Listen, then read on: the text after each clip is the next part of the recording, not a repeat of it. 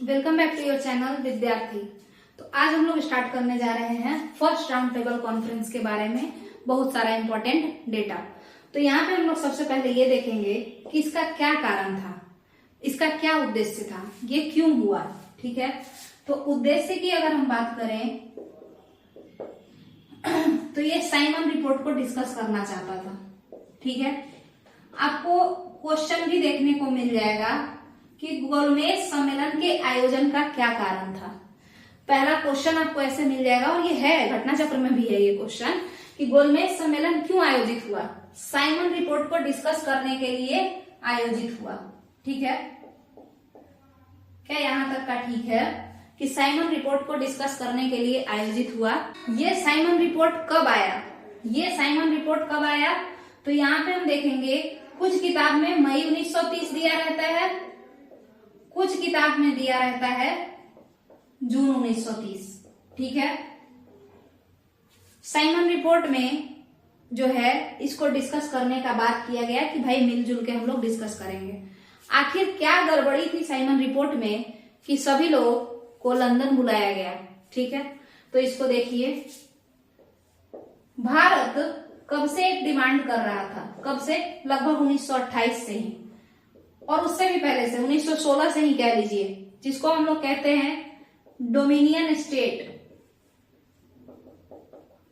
माने भारत स्वराज्य की बात कर रहा था कि ब्रिटेन को, भारत क्या कह रहा था 1916 से ही कि ब्रिटेन जो है ना वो हम लोग को अपना गुलाम नहीं कहे। अब ब्रिटेन अब भारत को अपना गुलाम नहीं कहे, गुलाम नहीं कहे, तो क्या कहे भाई, तो कहा गया कि ब्रिटेन अब भारत को अपना स्वराज कहे।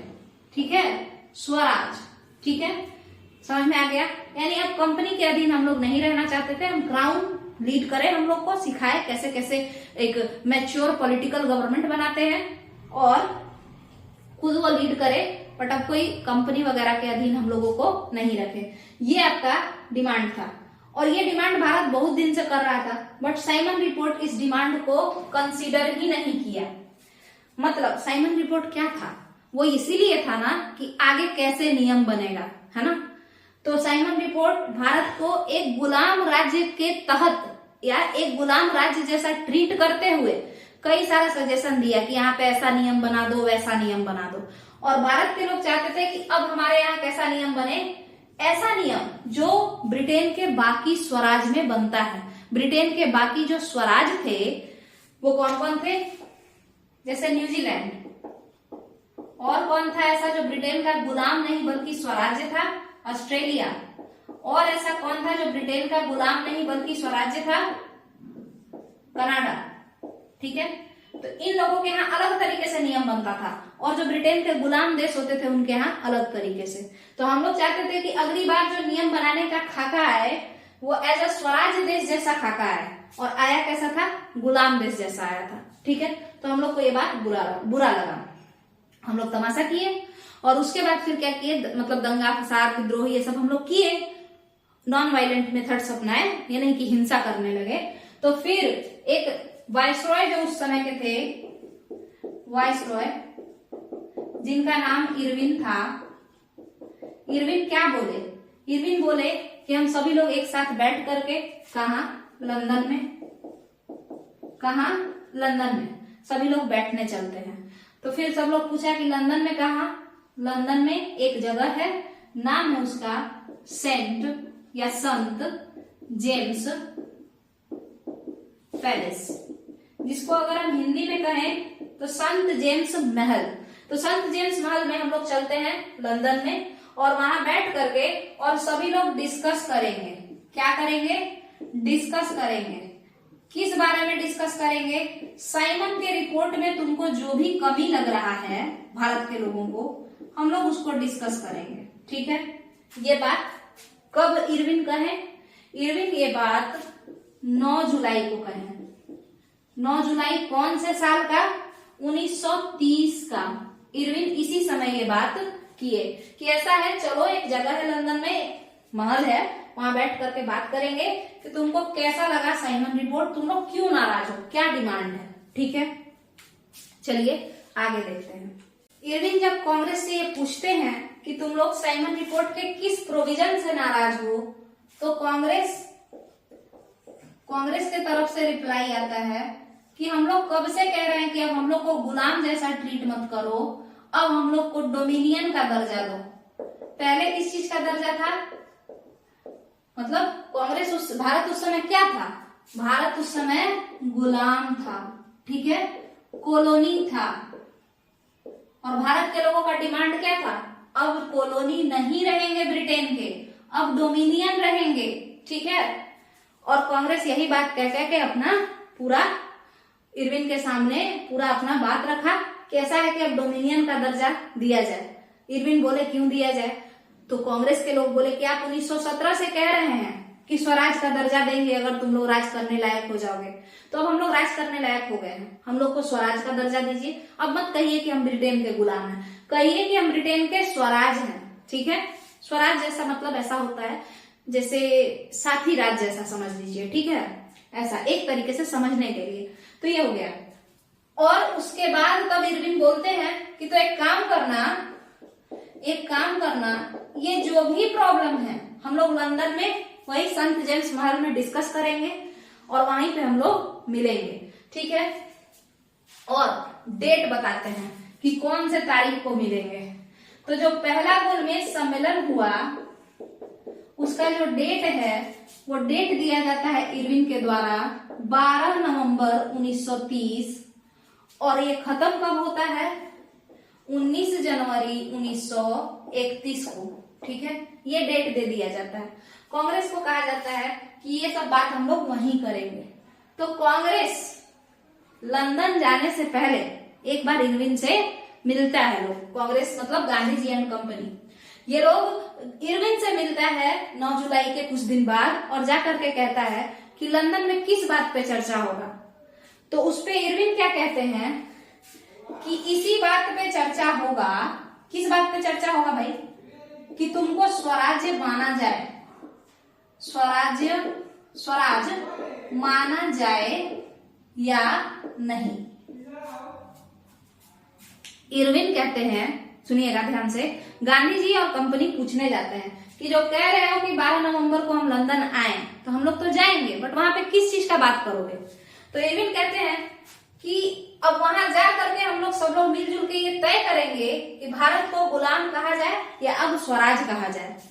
इस पे कांग्रेस के लोग नाराज हो जाते हैं और वो ये कहते हैं कि तुम तब से कह रहे हो यार कि स्वराज देंगे, तो अब इस पे क्या डिस्कशन करना है? हम लोग आदमी जैसे ही हैं, हम लोग रूल कर रहे हैं, कर सकते हैं, अब तो हम लोग मैच्योरली रूल कर रहे हैं ना, वोटिंग राइट्स वगैरह सब आ गया है, वुमेन को भी वोटिंग राइट्स है, सब चीज है, तो अब हम लोग को स्वराज का दर्जा दे दो। अब इस बारे में क्या चर्चा करना है कि स्वराज का दर्जा दिया जाए या नहीं दिया जाए। तो इरविन पूछते हैं कि तो तुम किस बात के डिस्कशन के लिए जाना चाहते हो लंदन? तो इस पे गांधी जी एंड कंपनी, जिसको हम कांग्रेस लिखेंगे, ये कांग्रेस कहता है कि हम लोग लंदन इसलिए जाने का सोच रहे हैं कि वहां जाकर के ये बात हो कि भारत जो कि अब क्या हो, स्वराज हो, और इस बात पे चर्चा हो कि भारत जो कि अब एक गुलाम नहीं है, एक स्वराज है, इसके लिए कैसा नियम बनाया जाए, या भारत को स्वराज बनाने के लिए कैसे आगे कदम बढ़ाया जाए, कैसा नियम बनाया जाए। कांग्रेस इसलिए लंदन जाना चाहती थी, इस बात का डिस्कशन करने के लिए। और इरविन बोले कि वहां चलना, डिस्कस करेंगे कि तुम लोग को गुलाम कहा जाए या स्वराज कहा जाए। तो बस समझ लीजिए कांग्रेस बोर हो चुकी थी, इनके इसी मतलब एक ही बात का रट्टा मारते थे कि अच्छा ठीक है ना, देंगे ना। ये लोग कह रहे थे कि अब दो और ये डिसाइड करो कि अब किस तरीके से हैंड ओवर करोगे पावर को, और ये कह रहे थे कि अच्छा ठीक है, अभी हम देखेंगे कि तुम पावर लेने लायक हो या नहीं हो। तो इस बात पे कांग्रेस वर्सेस इरविन हो गया, मतलब झगड़ा हो गया। और कांग्रेस बोला कि बोलो कि स्वराज मतलब पावर हैंडओवर वाला चर्चा होगा या फिर अभी भी यही चर्चा होगा कि पावर देंगे या नहीं देंगे। तो अगर तुम सिर्फ यही चर्चा करने जा रहे हो तो हम लोग पार्टिसिपेट नहीं करेंगे। तो इस तरीके से 12 नवंबर 1930 को लंदन के संत जेम्स महल में भारत की सबसे बड़ी संस्था, कांग्रेस संस्था, पार्टिसिपेट नहीं की, ये पार्टिसिपेट नहीं किया, क्योंकि इनका डिमांड था फर्स्ट राउंड टेबल कॉन्फ्रेंस के डिस्कशन में कि भाई हम लोग ये डिस्कस करें कि हम स्वराज्य हैं, हम स्वराज हैं। इरविन कह रहे थे कि ये सब बात पे हम लोग डिस्कशन नहीं करेंगे, तुमको एज अ स्वराज्य दर्जा हम नहीं देंगे या स्वराज का दर्जा नहीं देंगे, तुमको एक गुलाम कंपनी की ही तरह दर्जा देंगे, कंट्री की तरह ही दर्जा देंगे, ठीक है। तो ये बात था, तो कांग्रेस तो गया नहीं। अब यहाँ पे आपको क्वेश्चन जो पूछेगा, ये सब तो कथा कहानी है ही, क्वेश्चन जो पूछेगा कौन कौन गया, कौन कौन गया। तो ध्यान से देखिए, ऑप्शन दे हम जरा, बी आर अम्बेडकर,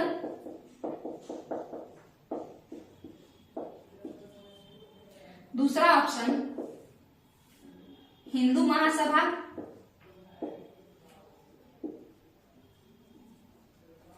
तीसरा ऑप्शन मुस्लिम लीग,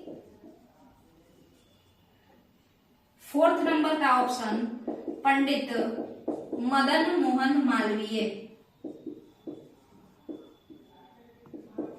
ये 4 ऑप्शन है आपके पास और आपको बताना है कि कौन कौन गया था, ठीक है। ऑप्शन में देखते हैं क्या क्या है भाई। कह रहा है कि find which one is correct, ठीक है। तो भाई देखिए, ओनली ए एंड बी सही है, दूसरा ओनली ए एंड सी सही है, ऑल सही है, या फिर ए बी और डी सही है। तो ये आपका 4 ऑप्शन हम दिए हैं और यहाँ पे आप लोगों को डिस्कशन मतलब आंसर करना है। तो आप लोग वीडियो देखते देखते इसको आंसर कीजिए। तो यहाँ पे देखिए, इसमें चारों के चारों सही हैं, ठीक है। बी आर अम्बेडकर भी गए थे फर्स्ट राउंड टेबल कॉन्फ्रेंस में, मुस्लिम लीग तो जाएगी ही जाएगी, उसके अलावा हिंदू महासभा जो कि एक संस्था है, ऑर्गेनाइजेशन है, वो भी गए थी। और हिंदू महासभा का जो निर्माण किए हैं, जो इस संस्था को बनाए हैं 1915 में, वही तो पंडित मदन मोहन मालवीय हैं। तो ये भी गए थे। कंफ्यूजन इन दोनों में होगा बहुत सारे लोगों को, क्योंकि ऐसा लगता है कि मुस्लिम लीग जिस चीज को सपोर्ट करेगा उसमें हिंदू लोग नहीं जाएंगे, पंडित लोग नहीं जाएंगे, जिसमें दलित लोग जाएंगे वहां पंडित लोग नहीं जाएंगे। ऐसा एक धारणा हम लोग बना करके रखे हैं। तो आप देख सकते हैं कि बी आर अम्बेडकर भी गए थे, पंडित मदन मोहन मालवीय भी गए थे, हिंदू महासभा एक हिंदुइज्म का ऑर्गेनाइजेशन वो भी गया, और मुस्लिम लीग भी गया, सभी लोग गए थे। तो गया कौन नहीं भाई, कांग्रेस के मेंबर जितने थे वो लोग नहीं गए थे। उन्होंने इस सम्मेलन का, इस गोलमेज सम्मेलन का बहिष्कार किया था। वो बोले थे कि एक ही बात रोज डिस्कस करने क्यों ही जाना है, नहीं जाएंगे। क्लियर है क्या? यहां तक का क्लियर है कि ये लोग इतने लोग गए थे। अब बताइए कि ये तो भारत से लोग गए, कहाँ गए, कौन सा वो जगह था, लंदन के जेम्स महल, संत जेम्स महल में गए। मगर वहां पे कुछ ऐसे लोग होंगे ना जो सब इन लोगों को होस्ट कर रहे होंगे। ये तो वहां गए थे, कौन बुलाया? तो देखिए, first round table conference. First round table conference को मतलब होस्ट कौन कर रहा था, माने इसकी मेजबानी कौन कर रहा था? तो इसका जो इनॉग्रेशन है, इनॉग्रेशन माने शुभारंभ, ये कौन किया? ये किए थे तत्कालीन ब्रिटिश राजा, जिनका नाम क्या था? नाम था जॉर्ज पंचम। ठीक है, ये हो गया। अब इस फर्स्ट राउंड टेबल कॉन्फ्रेंस, गोलमेज सम्मेलन, जिसको जेम्स महल में बुलाया गया था, संत जेम्स महल में, उसकी अध्यक्षता किसने की, उसको प्रिजाइड किसने किया? तो हम कहेंगे कि भाई presided by McDonald, Ramsay McDonald. अब ये मैकडोनल्ड कौन है? ये तत्कालीन प्राइम मिनिस्टर है, कहाँ का? ब्रिटेन का। ये कौन से पार्टी से आता है बाबू? तो ये आता है लेबर पार्टी से। ठीक है, ठीक है, ये लेबर पार्टी के थे मैकडोनल्ड। ठीक है, अब यहाँ पे हम लोग देखें कि भाई जॉर्ज 5 है, मैकडोनल्ड है। अब आपसे पूछ सकता है कि ब्रिटेन के तरफ से कौन कौन सा पार्टी इन्वॉल्व था? तो लेबर पार्टी भी इन्वॉल्व था, कंजर्वेटिव पार्टी भी आया था और लिबरल पार्टी भी आया था। सब लोग आए थे और राजा भी यहाँ पे आए थे। क्लियर है? हमारे यहाँ से जो लोग गए उनके बारे में हम लोग डिस्कशन कर लिए। ठीक है, अब बात करते हैं कि जो हमारे यहाँ के लोग गए वो लोग क्या क्या डिमांड किए। ठीक है, तो सबसे पहले शुरू करते हैं बी आर अम्बेडकर से। बी आर अम्बेडकर क्या क्या डिमांड किए, है ना, उनका क्या उद्देश्य था गोलमेज सम्मेलन में पार्टिसिपेट करने का।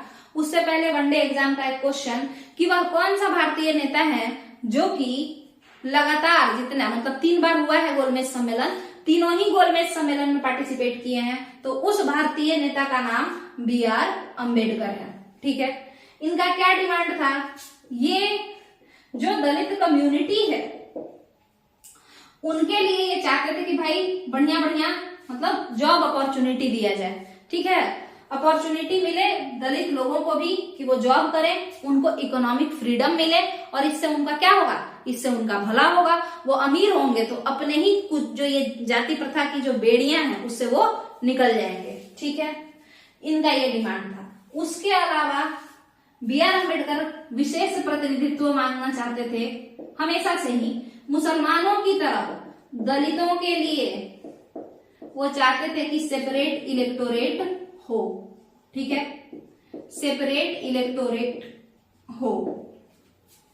सेपरेट इलेक्टोरेट क्या होता है इसको हम थोड़ा छोटे से बात में समझाते हैं। देखिए, दो तरीके का होता है किसी भी मतलब चुनाव में, 2 तरीके का बात होता है। देखिए, एक होता है रिजर्वेशन माने आरक्षण, और एक होता है विशेष प्रतिनिधित्व जिसे हम सेपरेट इलेक्टोरेट कहते हैं। रिजर्वेशन में क्या होता है, मान के चलिए कि ये एक देश है, इस देश में कई सारा या एक राज्य है जो भी कहिए, और इसमें कई सारा क्या है कॉन्स्टिट्यूएंसी है, जैसे ये पटना कॉन्स्टिट्यूएंसी, मनेर कॉन्स्टिट्यूएंसी, ऐसे कर करके है। ठीक है, रिजर्वेशन में यह होता है कि मान के चलिए यहाँ से विमेन सीट रिजर्व हो गया, महिला खड़ी होगी यहाँ से नेता बनने के लिए, यहाँ से एससी कोई खड़े होंगे नेता बनने, अब वो लड़की भी हो सकती है लड़का भी हो सकते हैं नेता बनने के लिए। यहाँ पे फिक्स कर दिया गया कि ओबीसी कम्युनिटी ही खड़ा होगा नेता बनने के लिए, और बाकी जगह पे सीट रिजर्व नहीं है, कोई भी खड़ा हो सकता है। मन है जनरल खड़ा हो जाए, यहाँ पे मन है ओबीसी खड़ा हो जाए, मन है एससी खड़ा हो जाए, मन है विमेन खड़ी हो जाए, कोई भी खड़ा हो जाए, उससे कोई दिक्कत नहीं है। जनरल में किसी को कोई अधिकार नहीं, बट रिजर्व सीट पे फिक्स रहता है कि अगर लड़की को कहा गया है कि लड़की ही यहां से चुनाव लड़ेगी तो लड़की को ही लड़वाया जाएगा। ठीक है, तो ये तो हम लोग किसको फिक्स कर दिए, इस कॉन्स्टिट्यूएंसी में हम फिक्स क्या कर दिए, हम फिक्स कर दिए कि यहां से लीडर कौन बनेगा। तो लीडर क्या हो गया, रिजर्वेशन में लीडर का सीट फिक्स कर दिया जाता है, जाति के आधार पर किया जाएगा, लिंग के आधार पर यानी जेंडर के बेसिस पे किया जाएगा। ठीक है, धर्म के आधार पर हालांकि नहीं होता है, हो भी सकता है, तो उस आधार पर किया जाएगा कि यहाँ से मिलेगा मौका इनको भी, है ना। उसके तो अब यहाँ समझिए लीडर फिक्स हो गया इस कॉन्स्टिट्यूएंसी से। ठीक है, ये रिजर्वेशन है। अब यहाँ से अगर लड़की खड़ी हो रही है इस वाले एरिया से, तो क्या इस एरिया में केवल लड़की ही लोग रहती है, यहाँ और कोई लड़का और का नहीं रहता है? क्या यहाँ की रहने वाली लड़कियों का कोई भाई नहीं है, कोई पापा लोग नहीं है, कोई और इंसान उनका नहीं है, लड़का मतलब मेल जेंडर। तो यहाँ पे भले ही लीडर फिक्स है कि लीडर लड़की ही बनेगी, बट इस एरिया में वोट देने वाले तो हर जेंडर के हैं, लड़का भी है लड़की भी है, सभी लोग हैं। ठीक है, तो वोटर जो है उनको फिक्स नहीं किया जाएगा, वोटर हर जेंडर के, मेल प्लस फीमेल दोनों। लड़की लीडर लड़की ही बनेगी इस एरिया की, क्यों? क्योंकि रिजर्व है सीट, नेता चुनाव लड़ने के लिए कोई लड़की ही खड़ी होगी, मगर वोट देने दोनों जेंडर जाएंगे। ठीक है, सेपरेट इलेक्टोरेट ये कहता है कि अगर ये सीट रिजर्व है विमेन के लिए, तो अब इस एरिया में जितने भी मेल हैं और जितने भी फीमेल हैं, ये सीट रिजर्व है, यहां से कोई चुनाव लड़ने के लिए लड़की खड़ी होगी। अब यहाँ पर कुछ मेल भी रहेंगे, कुछ फीमेल भी रह रहे होंगे, बट वोट देने मेल नहीं जाएगा। इस एरिया में वोट केवल फीमेल डालने जाएगी। क्यों?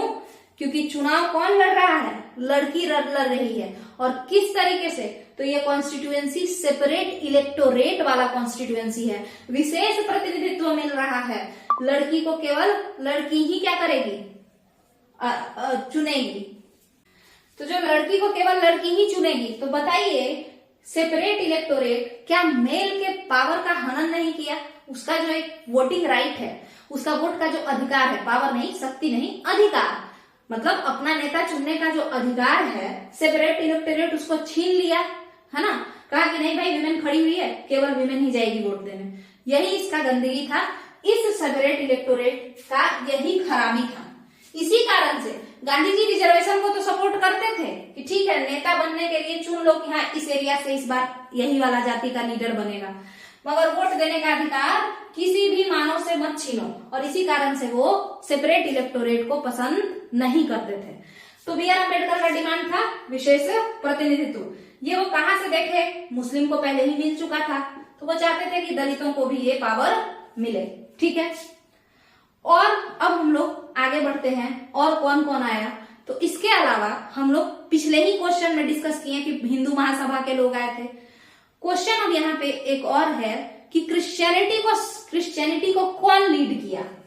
यहाँ पे कुछ ऐसे क्रिश्चियन भी तो आए होंगे ना, वो लोग अपने धर्म के लिए, अपना बात मनवाने के लिए, अपना कुछ डिमांड रखने के लिए। तो जो क्रिश्चियन लीडर, जो क्रिश्चियन नेता थे प्रथम गोलमेज सम्मेलन के, उसका नाम था केटी पॉल। और ये क्वेश्चन आया हुआ है यूपी पीसीएस में। उनका नाम क्या था? केटी पॉल। ये क्रिश्चियन के नेता थे, क्रिश्चियनिटी को जो रिप्रेजेंट करने गए थे प्रथम गोलमेज सम्मेलन में। ठीक है, सिमिलरली आगे भी देखते हैं। अब यहाँ पे एक क्वेश्चन और जो है कि एक सबसे इंपॉर्टेंट जो पार्टी है जो यहाँ गया है लोग, उसका नाम क्या है? मुस्लिम लीग। तो चलिए अब मुस्लिम लीग से एक क्वेश्चन हम लोग देख लेते हैं कि प्रथम गोलमेज सम्मेलन में मुस्लिम लीग का लीड कौन कर रहा था। माने मुस्लिम लीग जो पार्टी है उसको कौन आगे उसका मतलब लीडर कौन था। प्रथम गोलमेज सम्मेलन के समय मुस्लिम लीग को लीड कौन कर रहा था? ऑप्शन है आगा खान आगे चल रहे थे, या मोहम्मद अली जिन्ना चल रहे थे, या लियाकत अली चल रहे थे। तो यहाँ पे जो आंसर होगा कई लोगों को वो मोहम्मद अली जिन्ना लगेगा, बट ये गलत है। मुस्लिम लीग को फर्स्ट राउंड टेबल कॉन्फ्रेंस में जो रिप्रेजेंट कर रहे थे वो आगा खान कर रहे थे। ये अलग बात है कि मोहम्मद अली जिन्ना भी गए थे साथ में लंदन, ठीक है, बट उस समय मुस्लिम लीग का नेता कौन था? आगा खान थे। ठीक है, तो ये आपका एक क्वेश्चन हो गया। अब सभी लोग मिल लिए, बातचीत हो गया, इसका क्या रिजल्ट आया? ये जो फर्स्ट राउंड टेबल कॉन्फ्रेंस हुआ इसका क्या रिजल्ट आया? क्या इस पे चर्चा करना बनता है या नहीं? तो देखिएगा, अगर हम रिजल्ट की बात करें तो ये पैन इंडियन आइडियोलॉजी पे बेस्ड ही नहीं था। मतलब संपूर्ण भारत की तो चर्चा ही नहीं हुई। कोई अगर दलित लीडर गए तो वो केवल दलितों के भलाई के बारे में बात किए, मुस्लिम लीग केवल मुसलमानों के भलाई के बारे में बात किए, भले ही किसी और को घाटा हो तो हो। जैसे देखिए, अगर मान के चलिए कि कोई ये कहता है कि यहां से विमेन खड़ी होगी, तो चलो भाई ये तो विमेन का अधिकार है, उसका शोषण हुआ है, वो खड़ी होगी, वो नेता बनेगी तो अपने जाति या अपने जो भी उसका समाज है उसके प्रति भला कुछ करेगी। ठीक है, उसमें कोई दिक्कत नहीं है। दिक्कत तब आएगा जब मेल को वोट देने का अधिकार भी छीन लिया जाएगा उस एरिया से, कि तुम वोट भी देने नहीं जाओगे। ठीक है, तो इसीलिए सेपरेट इलेक्टोरेट इनह्यूमन था। जैसा कि हम लोग कहते हैं कि चुनने का अधिकार मानव का कैसा अधिकार है? मानव का मानवीय अधिकार है कि हम किसी नेता को चुने, हम किसी राजा को अपने मतलब मेरे ऊपर कौन शासन करेगा वो हम ही ना बताएंगे कि मेरा भला कौन सोचेगा, या हम किसको ये अधिकार देते हैं कि वो मेरे ऊपर शासन करे। तो अगर हम ये अधिकार किसी एक से छीन लेते हैं, अब जहां से एससी का फिक्स है कि एससी नेता ही खड़ा होगा कोई, उससे कोई दिक्कत नहीं है, बट उस एरिया में जो बाकी जनरल ओबीसी हैं उनको अगर वोट ही नहीं देने दिया जाएगा तो उनसे उनका जो राइट टू वोट है, मताधिकार जो है, उसका मत देने का जो अधिकार है वो छीन जाएगा, और ये गलत है। ठीक है, इसी कारण से यहाँ पे ये पैन इंडियन अप्रोच नहीं था। मतलब जो आपका फर्स्ट राउंड टेबल कॉन्फ्रेंस है इसका रिजल्ट बहुत ही नैरोअर था। हर इंसान अपने अपने लिए कुछ कुछ डिमांड किया। अपने लोगों के लिए, भारत के लोगों के लिए कोई डिमांड नहीं किया। कोई मुस्लिम के लिए डिमांड किया, कोई दलित के लिए, तो कोई हिंदू महासभा वाले हो सकता है, जनरल कम्युनिटी आदि के लिए डिमांड किए, है ना। और इस तरीके से जो है सभी लोग का जो स्तर था, सोच जो था, वो काफी निम्न स्तर पे था। निम्न स्तर इसलिए कह रहे हैं क्योंकि वो बड़े पैमाने पे उस समय बातचीत कर सकते थे, जैसे वही स्वराज्य का बात कर सकते थे, तो पूरे भारत को एक तरीके से फायदा होता। बट हर कोई अपना अपना कम्युनिटी का केवल सोचा और उसी के बारे में बात किया, तो इसका रिजल्ट उतना बढ़िया नहीं हुआ। और इसी तरीके से आपका जो राउंड टेबल कॉन्फ्रेंस है, इन्हीं सब बातों के साथ 19 जनवरी 1931 को राउंड टेबल कॉन्फ्रेंस खत्म हुआ, पहला वाला। ठीक है, ऐसा 3 बार हुआ। ठीक है, पहला, दूसरा और तीसरा। तो पहला राउंड टेबल कॉन्फ्रेंस खत्म हो गया। अब आपको पता है कांग्रेस के लीडर पार्टिसिपेट नहीं किए थे, तो जो मैकडोनाल्ड है वो इरविन को कॉल किया, और इरविन को कॉल मतलब इरविन से बातचीत, जरूर नहीं कि कॉल के ही थ्रू, तो इरविन के से ये जानना चाहा कि क्यों कांग्रेस के लोग क्यों नहीं आए। तो फिर वही सब बात जो था कि कांग्रेस का डिमांड था कि हम स्वराज के लिए बात करना चाहते हैं, हम फालतू ऐसे ही नहीं जाएंगे। तो अब इरविन को ये कहा कि अगली बार जब द्वितीय गोलमेज सम्मेलन होगा तो तुमको कांग्रेस को लेके आना पड़ेगा। अब इरविन मजबूर, इरविन किससे बात करे, तो कांग्रेस के लोग किसका बात सुनेंगे, मुस्लिम लीग का तो बात सुनेंगे नहीं। उसी तरीके से दलित लीडर, ऐसे कोई भी लोग जो सेपरेट इलेक्टोरेट का डिमांड कर रहे हैं, कांग्रेस के लोग उसका बात नहीं सुनेंगे। तो इसी सम्मेलन में, प्रथम राउंड टेबल कॉन्फ्रेंस में ही 3 ऐसे लोग आए थे, 3 ऐसे भी लोग आए थे जिन्होंने सेपरेट इलेक्टोरेट को नकारा था, वो मना किए थे कि ये जायज नहीं है। वो कौन कौन लोग थे? तेज बहादुर सप्रू, ये आए हुए थे प्रथम गोलमेज सम्मेलन में। और कौन लोग थे? तो वी श्रीनिवास शास्त्री, वीएस शास्त्री भी इनको हम लोग कहते हैं। ठीक है, और इसके अलावा और कौन थे? तो एक और नाम आपके पास है एमआर जैकर। ठीक है, एमआर जैकर। तो ये 3 नाम है, ये 3 ऐसे लोग थे जो प्रथम गोलमेज सम्मेलन में तो पार्टिसिपेट किए थे, बट ये सेपरेट इलेक्टोरेट को गलत मानते थे। ये भी जैसे कांग्रेस गलत मानती थी कि ये मताधिकार का हनन है बाकी लोगों के, उसी तरीके से ये लोग भी गलत मानते थे, ये 3 जन। ठीक है, इन्हीं तीनों को पकड़ के इरविन लाया और कहा कि प्लीज जाके गांधी जी से बात करो, हमसे आके बातचीत करें, हमसे आके मिले, उनका जो भी डिमांड है हम फुलफिल करेंगे, और प्लीज अगला जो द्वितीय गोलमेज सम्मेलन होगा उसमें गांधी जी को कहना कि वो अपने जो उनके साथी मेंबर हैं, जो कांग्रेस के मेंबर हैं, उनको साथ लेकर के और सेकेंड वाले गोलमेज सम्मेलन में आए।